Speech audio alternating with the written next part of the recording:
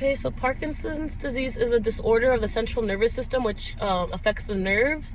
And when these nerves are affected, it causes stiffness in movements and slowness in movement.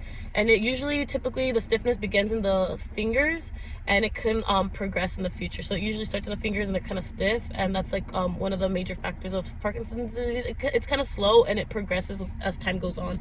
But it's also it's tailored different to every individual. So not every individual will have the same symptoms of Parkinson's disease, but it's different.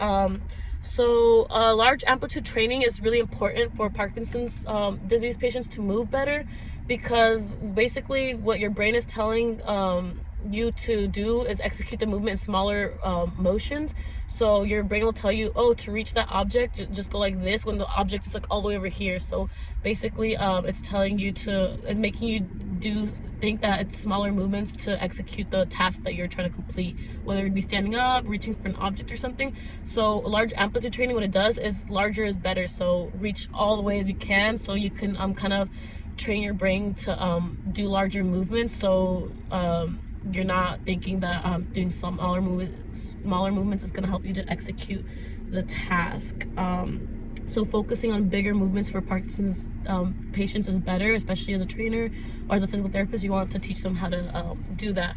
So neuroplasticity is the ability to train your brain again. So basically people think that because your brain is already developed and has certain thoughts, that it's going to stay that way, but you can retrain your brain to think differently. So for example, if you're reaching for smaller objects, now you're retraining your brain like, oh, reach bigger, and it doesn't, like, your coordination is going to feel different obviously, but you can retrain your brain like, oh, in order to reach the movement, even though my brain is telling me to do this, you can go all the way out to help you reach that object. So you can execute your tasks better, and activities of daily living is really difficult for Parkinson's patients. So helping them retrain their brain like through neuroplasticity is actually really beneficial, so that they can be able to execute their tasks.